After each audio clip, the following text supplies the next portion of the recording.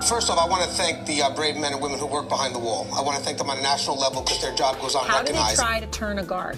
Well, correctional officer. Sorry, I apologize. But correctional officer. All right, guys, how you doing? Welcome to another episode of Tier Talk. Guys, I thought we could discuss today the kind of conflict between open door policy and chain of command. It's been a conversation I've been having a lot with some people that not only do I work with, but some people that I actually admire as supervisors. Plus, when I went to go ahead and post this, I did a video on this, a brief little 10-minute vlog. The comments I got really had multiple perspectives, and basically some saying it's a conflict, some say it's not. So what I thought I could do is have two professionals from the field, and we could just have a dialogue, and hopefully if things go well and we present all perspectives, we can kind of put a good end to this dialogue and not try to keep it up in the air like, unfortunately, I kind of left it with the last video. So real quick, I'm going to introduce you guys to my guest, and then when we come back from our sponsors, we're going to dive into, does open door policy conflict with chain of command? But real quick, we all know Russ Hamilton, correct, Russ? That's right. Hey, Anthony, how you doing? How's everyone out there? Good. Russ, a little shout out. You want to remind us who you are again? Yeah, I'm former and now retired sergeant from California Department of Corrections, running my own little gig now on Facebook called Keepers of Chaos. That's chaos with a K. All right, Russ, by the way, that's a great page. I see you guys growing a lot. Guys, if you haven't had a chance, please check out Keepers of Chaos. It's on Facebook. It's a closed, secure group. It has a bunch of correctional professionals in the field. We do try our best to filter those that enter onto that page or onto that group. I believe they have to show that they do work in the system at whatever capacity. But we are open to correctional professionals. And as I said, just a lot of good information on that page. And we also have Dave from As the Keys Turns. He has a YouTube channel that's very popular. And Dave, you mind introducing yourself to my audience? Yeah, I'm a retired senior officer specialist with the Federal Bureau of Prisons. And like you said, I run the YouTube channel called As the Key Turns. And I'm a subscriber to Keepers of Chaos, too. And I watch yours all the time too, Anthony. Enjoy your stuff very, very much. Well, I'm a big fan. Obviously, I watch all your videos as well. And it's great because I just found out that you were in the States, so I called you immediately. And it's great how successful your channel's been, so bravo. Well earned, though, by the way. You put a lot of work into it. I believe you do videos every Monday, correct? So if people subscribe to your channel, they should expect a video from you every Monday, correct? Yep, every Monday at 8 a.m. Central Time. I guess that would be 7 or 9 a.m. Eastern. We come back from our sponsors. We're going to go ahead and discuss chain of command versus open door policy. Kind of give us our definitions, but I think what's cool about it is I think part of our definition will be defined by experience. And I think that's cool. And I think ultimately we'll throw a lot out there, and then you guys take what you can, and it should engage in a very healthy dialogue. So guys, if you haven't, the show Tier Talks for you. Please subscribe, interact, engage, comment, hit that bell. That bell's going to notify you every time I post a video. Plus, on a side note, Keepers of Chaos, if you can, again, check out that Facebook page. And As the Keys Turns, obviously, guys, feel free to subscribe to those channels as well. And we're going to go to our sponsors. When we come back, got a good show for you. Stand by for our sponsors. I wanted to attend a university that had an intelligence program. I wanted to look at problems different. I wanted to increase my critical thinking abilities. AMU offered those avenues to expand. Obtaining your degree as an adult, you're actually paying yourself and investing in yourself. You can't put a dollar on it. It's priceless. It's something that can never be taken away from you. American Military University. Learn from the leader. And we're back. It's that quick. It's a little bit longer for them. They're gonna have a 30-second commercial for one of the best sponsors in the world, American Military University. All right, guys. So again, we're talking about is there a conflict between open door policy and that chain of command? Now, we do work in a paramilitary structure, and I know a lot of people do like to have that interaction with higher level management. And some people feel that, well, if you have that interaction with higher level management, it conflicts with that chain of command. And of course, there's going to be a little bit of back and forth. But what I want to do first is let's go to Russ first.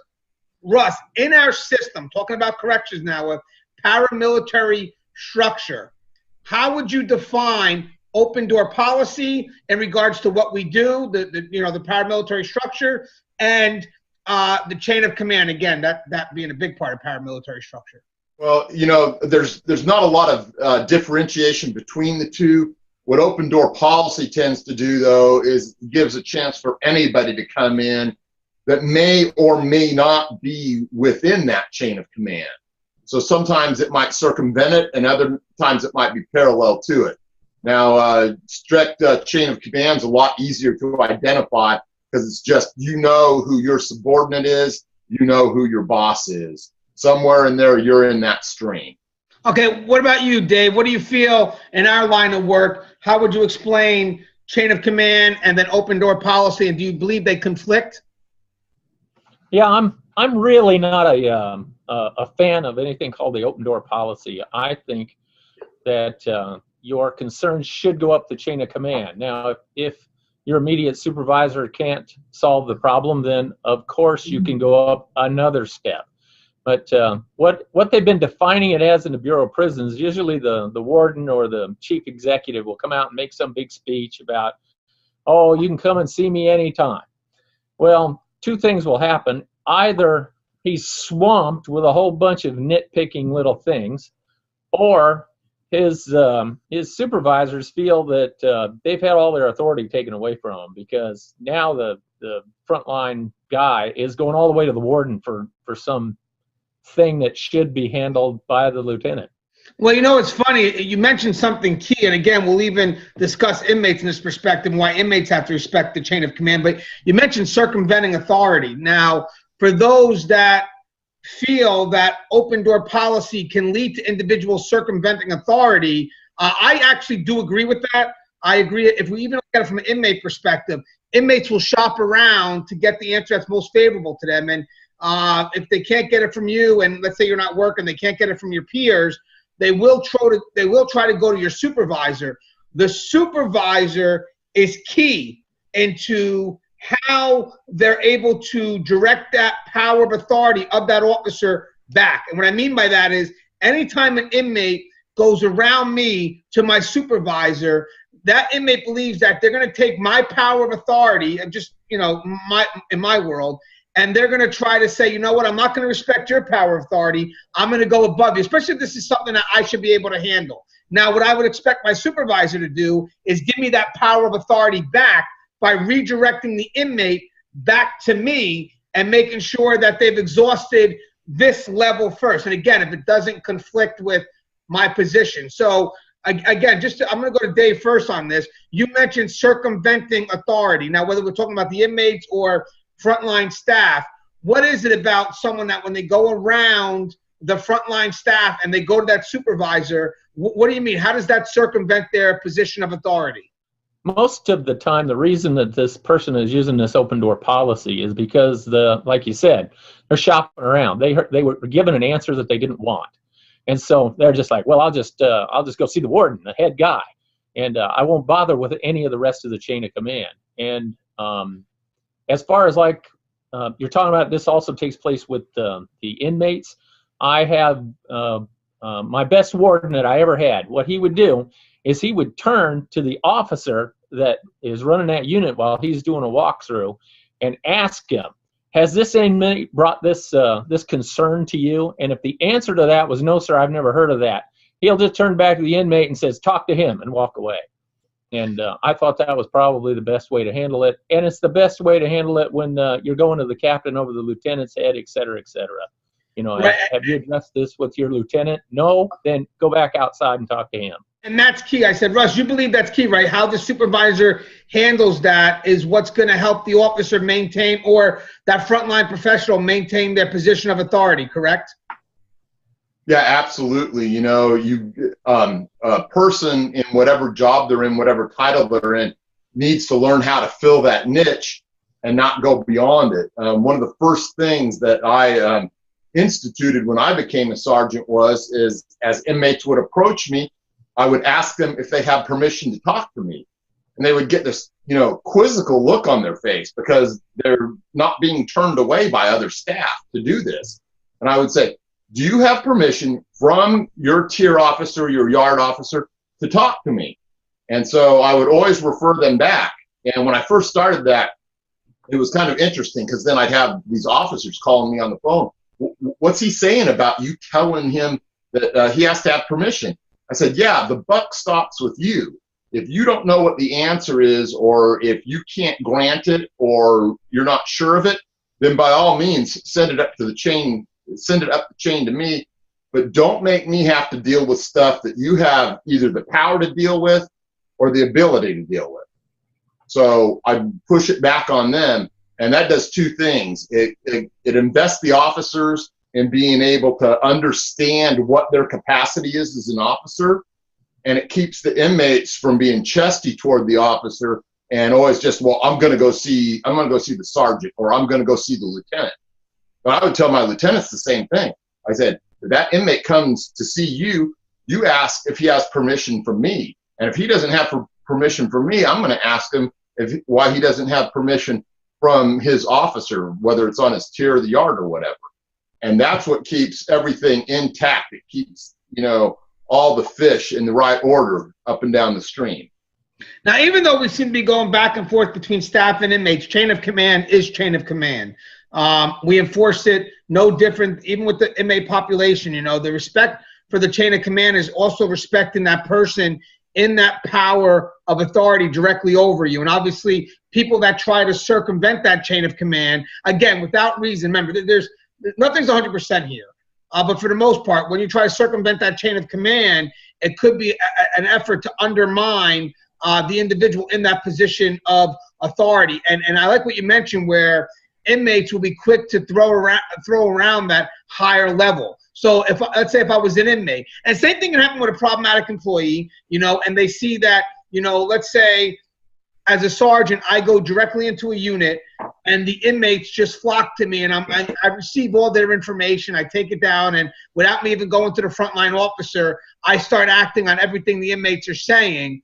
It really does put that officer in a very, very bad situation. It just takes away the power from the officer. The officer feels disenfranchised. Now, if that inmate's problematic, the officer may even have an issue presenting their sense of authority to direct the inmate to do something correct, because he's afraid that if the inmate challenges it, he has that open, or she has that open venue to go talk to the higher supervisor. Now, I know, David, I'm sure in the federal system, no different than the state system, how many times have you seen in your career an inmate circumvent the frontline officer, go to the supervisor, and then once that supervisor allows that dialogue to happen without redirecting it to the officer first, the officer starts to become disenfranchised, because he knows for a fact that if he goes to give that inmate a directive and the inmate goes to challenge it, for a fact that inmate's going to do what? Yeah, I'll go talk to that sergeant. We used to have the warden, and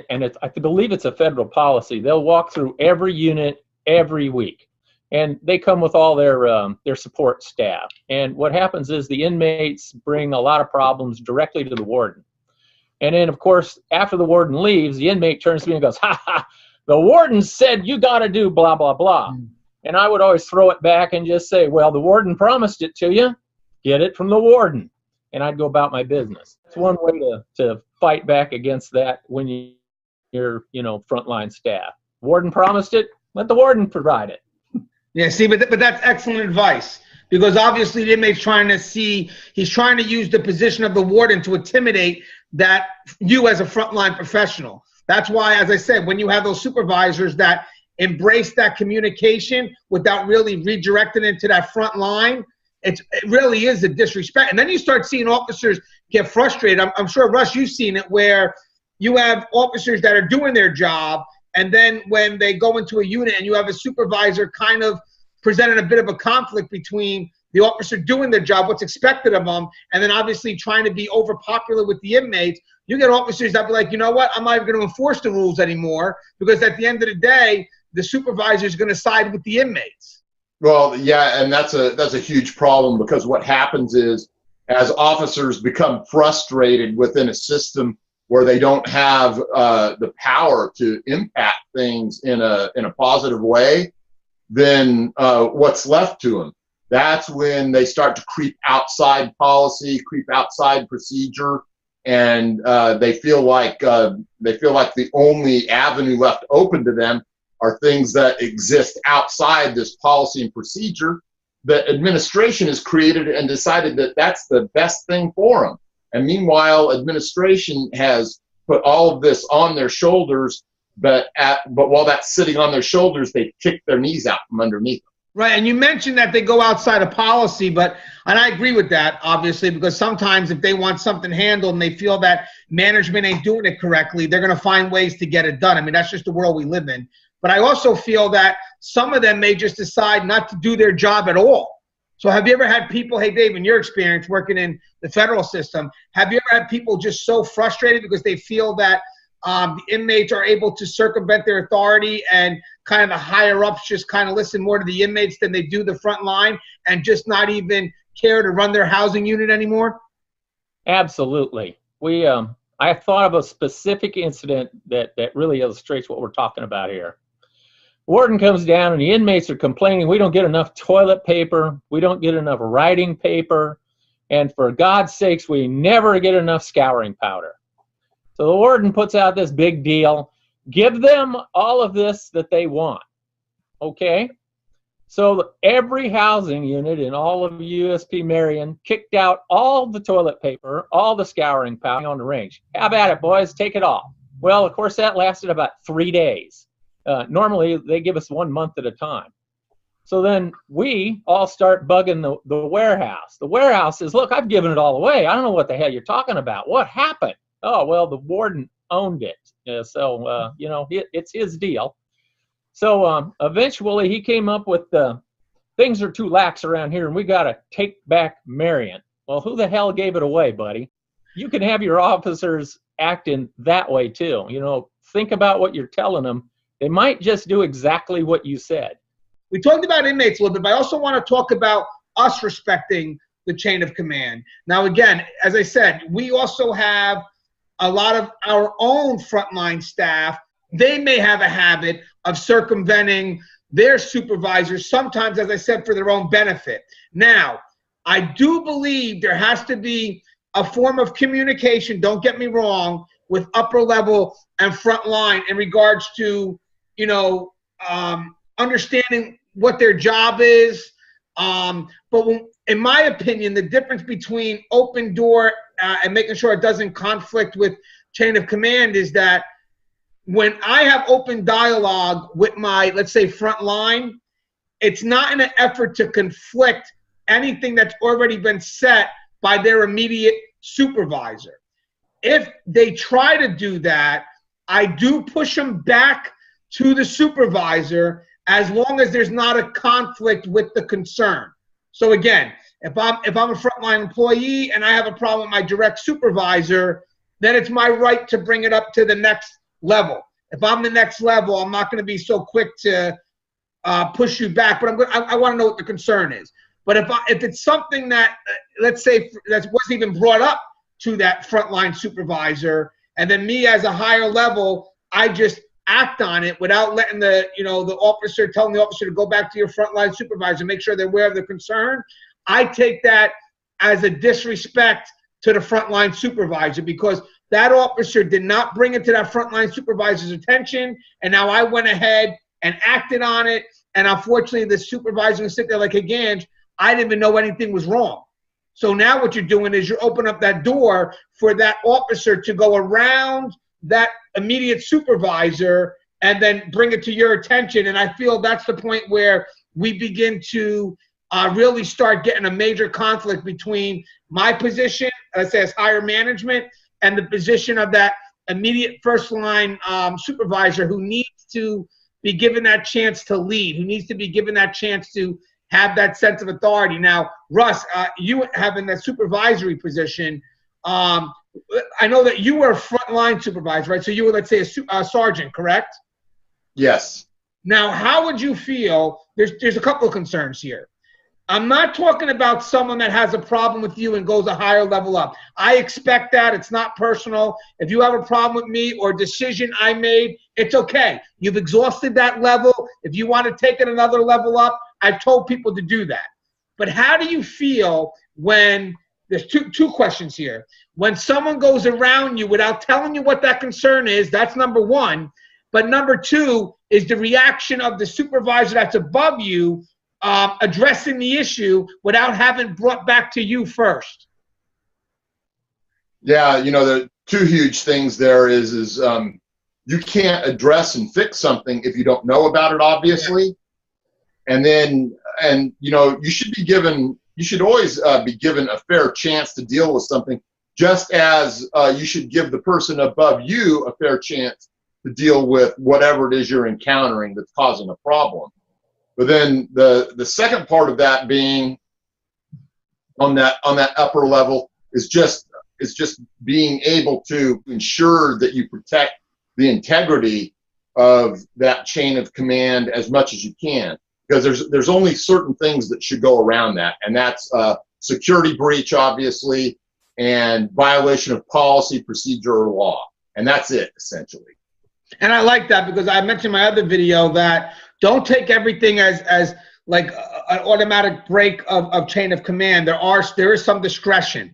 Like if I'm a higher level supervisor, I have to make sure that by me basically redirecting it back to that frontline individual, that frontline supervisor, that it doesn't conflict with, you know, what their concern is. So again, if I had an officer come up to me saying that he's having problems specifically with his immediate frontline supervisor, it wouldn't be correct to me to send that person back to that supervisor until I saw what that concern was. Or here's another thing I don't like, and maybe Dave, I'll get your opinion on this. If you have an officer that doesn't get along with a supervisor, some higher level supervisors decide to put that officer underneath another supervisor. And I disagree with that. You have to find a way to work that communication out. Have you ever seen that happen, Dave, where like someone comes up and has a problem with a supervisor, and higher level, instead of really addressing the concern between them and that supervisor, they decide to reassign the employee to another supervisor? No, the only instances that I can think of that are it got really personal between a couple of people, and they dragged them into the lieutenant's office, had HR in there with them, and they hashed it out. And we're not leaving this office until this problem is solved. And they solved it enough that they could remain professional. They still didn't like each other, but at that point they were professional acting, and I thought it worked out excellent. I mean, sometimes you got to go to the dentist and have a bad tooth pulled out, and it's going to hurt. That's just what they did. They got it pulled out, they got it taken care of, and it was resolved at that level. I'll be honest, I'm actually good with that, as long as it doesn't turn out to be, obviously you got to be careful of EED concerns, especially in today's day and age. But I believe that if you're two professionals, at the end of the day, as long as there's no EED concerns, I am going to wind up putting both parties at the table and have them hash it out, because I'm not going to go ahead and inconvenience everyone else because these two people don't get along. But it's easier for me as a supervisor to go ahead and tell this person, you know what, I'll put you here with this other supervisor, because then you wind up having just these, it could be just a problematic employee. And now what you did is you put someone else's problematic employee under someone else, and now that person could have something smooth and running. So I like what your approach was, is to actually find a way for those two parties to either coexist, but either way, I'm not going to inconvenience everyone else because, you know, you two don't get along. And Russ, in your career, have you ever seen that where you had, maybe it was just two front line, but technically more important, it's the position of authority, where there was a supervisor that just wasn't getting along with their frontline employee, which way it was, and then management found it easier just to say, you know what, instead of even solving this, let's move them around? Oh yeah, you know, unfortunately, sometimes administration goes with the path of least resistance, you know, and that's another thing that can be unfair to the supervisor in the middle, is because when that person goes around before addressing the situation, then it sets that person up, because this person above them has already heard this story about the way it is, perhaps without regard to the truth, you know. And sometimes, especially when you get the occasional drama queen in there, it gets sold and bid on a lot harder than it needs to be. Right. Now let me ask you a question too. If I'll give this one to Russ first, is if let's say you are another level up. So let's put a supervisor in between you and the frontline employee, right? So let's say the frontline employee came to you, went up a level with a concern, right? Now, this concern should have been brought to the frontline supervisor first, but it wasn't.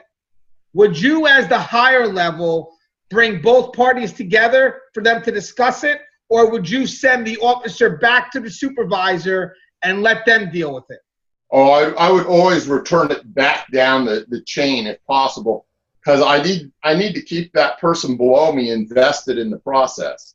Right. Because if they're not, then when the next thing comes along, instead of them handling it, what's the easiest thing for them to do? Well, the easiest thing to do is to kick it back up, and that's when the whole thing starts to come apart at the seams. Is when it's no longer functioning, and you have the right hand not knowing what the left hand is doing. I'd like to comment on what Russ said there. I think the number one problem in the chain of command dealing with prisons in general is exactly what Russ said. It's the tendency of a lot of the administration to take the least resistance, handle it for today, and to hell with tomorrow. That's where you end up with that, hey, boss, we ain't got no toilet paper because you told us to give it all out. You know, we end up with things like that. And it does that way with personnel actions too. Well, he don't get along with that guy, so we'll separate him for a little while. And then pretty soon we've got staff with separatees. He can't work there, so we got to do the. It gets too damn complicated, and it's all from the attitude of handle it for right now, and then we can forget about this, and it comes back and bites you later. And you know what's sad is me and Russ had this discussion before where the higher level, those executive staffs, they're not really in the position long enough to really see the ripple effect, where frontline is always going to have that longevity. So they're good for just today because they may not be there tomorrow. But for us, we want more investment. It's great to see. I know some people well, it's too young to get that high of power, but that being young may have some consistency in that upper level for a while, as opposed to those that reach for those positions towards the end of their career, and then you get a lot of changes going on, and the front line winds up getting affected the most. You get settled for this, and at this point, a new leader comes in. The first thing they change is something that you just got settled into, and the inconsistency is horrible. And again, that deals again with communication, obviously, and just when one person's leaving. Can we at least talk about the stuff that's been working before you just go ahead and reinvent the wheel? I do like supervisors that do walk around and don't try to implement anything until they really have an understanding of that facility. And I'll be honest with you, that's an understanding that doesn't come overnight. One of the concerns that when I was talking to my friend on the phone was we were talking about, again, respecting the chain of command. We were having a great conversation on the phone. And one of the things that she mentioned was that she doesn't want to be, this is where we're going to get the advice here. She wants to know what's going on in her department. She wants frontline to be able to go to her, but she doesn't want it to be done in a manner that conflicts with the authority that her supervisors have. Well, yeah, if someone wants to engage in that kind of dialogue, they're going to find that sometimes their mere presence taints the effect, so to speak. And you don't want that. What a person like that should look for or to try and get involved with is to have someone take notes of different people's concerns, go around the room, list some things out and name them out, and then bring them to her. Because what can happen, and when I talk about tainting it, there's all kinds of things that take place. There's egos that are involved, there's vendettas at play, there's showboating, and there's ass kissing. Well, if you take at least one level of that away, you might get to something that more approaches the truth, in my estimation. I like that. What about you, Dave? What do you think? We had a system for at least a little while, and I thought it worked the best for this kind of thing. It was a system where any employee would fill out this form, and the form asked a lot of questions on it about what is the problem, What is your solution? Those kinds of things. And we had people put in things like, I think that there ought to be a drinking fountain out on the yard for the inmates because we got these little paper cups floating all over the place. So a supervisor who doesn't get to talk to the warden, he'd have the ability to make this suggestion. It was taken to a committee. All the department heads would discuss it, and then they would pass on any recommendations for action to the warden, and then it was taken care of that way. And if the employee actually saved the Bureau money, he got a monetary award for it. I thought it worked very well. It cut out a lot of the showboating, ass-kissing bullshit because you're not able to do it in person. Right. And you know what's funny, guys, as we come to a close, there's no time that we're saying here that we don't want the higher level talk in the front line. It's not about that, but it can't be done in a manner that takes away the power of the immediate supervisor. So we're talking about people that are just circumventing the chain of command for whatever personal reasons. And again, we talked about discretion. We talked about maybe there obviously are some times where that chain of command has to be broken and management has to be receptive of that in case there is a conflict with that immediate supervisor.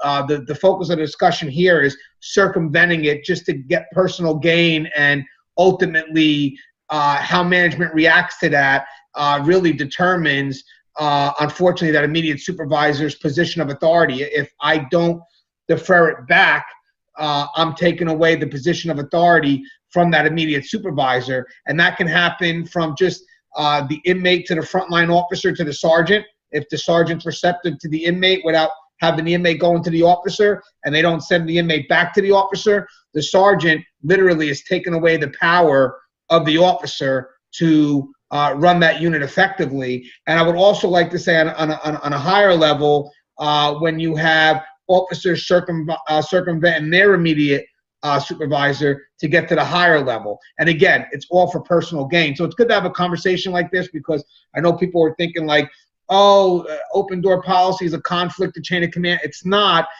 It's really two different things, because having an open door policy could mean I'm approachable. I come down, hey, how's the family? How's the kids? How's this? How's that? I'm good with that. I want to know my employees. But if you're coming to me every time you have a problem with your supervisor and it's just to circumvent their power of authority, that's not an open door policy. I'm going to send you right back to that person, and you're going to have to tell them and figure it out. And again, exhaust that level before you bring it up. But at the end of the day, there is some discretion. We talked about that before, where there are certain concerns where you can break that level of authority. But again, for the most part here, if you're trying to circumvent the system and you're coming to that higher level, and that higher level sends you back, they're not in violation of open door policy. They're just telling you, go back and follow the chain of command. So guys, in closing, you have anything you want to say to my audience? Russ, you want to go first? Whether you're bottom position line staff, or whether you're a lieutenant or captain or above, be mindful of what your place in the stream is, and understand how you disturb things when you swim outside of those bounds. Think about how it affects the lower staff. Think about how it affects the people above you, and just give it some thought and think about what you're doing. Be mindful. What do you got, Dave?